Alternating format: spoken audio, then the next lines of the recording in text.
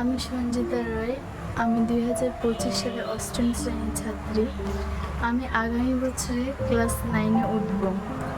আমার পরিবারে আমরা 4 জন সদস্য। আমার বাবা, মা, আমি এবং আমার দাদা।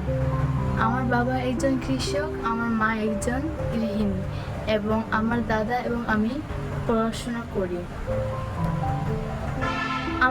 আমি বাংলাদেশের একটি প্রত্যন্ত অঞ্চল থেকে এসেছি, যেখানে পড়ালেখা করার কোনো সুযোগ সুবিধা নেই।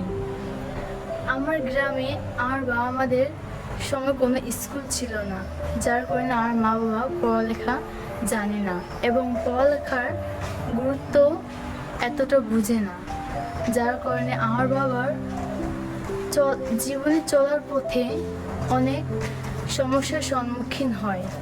এবং আমাদের গ্রামে দেখা যায় যে প্রায় 12-13 বছর বয়সী ছেলে মেয়েদেরকে বিয়ে দিয়ে দেয় এবং আমার বাবা মা এই জন্যই আমাকে হোস্টেলে পাঠায় নিরাপদে থাকার জন্য। যখন আমি 2019 সালে হোস্টেলে আসি, তখন আমি নিজেকে এই পরিবেশের সাথে খাপ খাওয়াতে পারতাম না, কিন্তু আস্তে আস্তে আমাদের এই হোস্টেলে আমি অনেক বন্ধু বান্ধবী, দাদা দিদি, ভাই বোন, আঙ্কেল আন্টি, স্যার ম্যাডাম, যারা আমাকে বাবা মার মতো স্নেহ করে।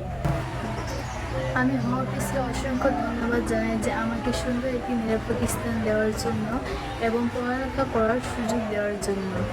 পড়ালেখার পাশাপাশি আমি এখানে অনেক কিছু শিখতে পারছি, যেমন কম্পিউটার, তার পাশাপাশি অনেক অ্যাওয়ারনেস, বিশেষ করে কম্পিউটার আমার খুব ভালো লাগে এবং কম্পিউটার চালাতেও আমি খুব পছন্দ করি। আর কম্পিউটার চালানোর ধাপটি হলো আমার লক্ষ্য পূরণের সাহায্য করবে। আর আমার লক্ষ্য হলো আমি বড় হয়ে একজন পাইলট হব। আর কেন এই স্বপ্ন আমার মনের মধ্যে জেগেছে তা আমি আপনাদের সাথে শেয়ার করতে চাই। আমি অফিস থেকে দেখেছি যে বিভিন্ন দেশ থেকে বিভিন্ন বিদেশিরা আমাদের হোস্টেলে আসে এবং তারা আমাদের দেশ সম্পর্কে জানার চেষ্টা করে এবং এ দেশ ঘোরে।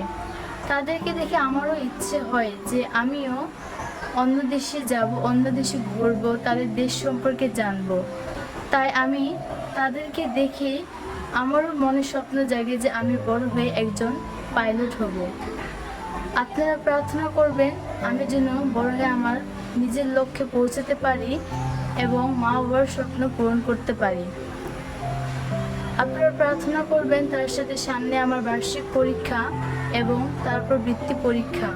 আমি যে সুন্দরভাবে পরীক্ষা দিয়ে সুন্দর একটি রেজাল্ট পেতে পারি, এই জন্য সকলে প্রার্থনা করবে। আর শেষে আমি ধন্যবাদ জানাই আমাদের হোম অফিসকে, বিশেষ করে যে হোম অফিসের জন্যই আমি স্বপ্ন দেখতে শিখেছি।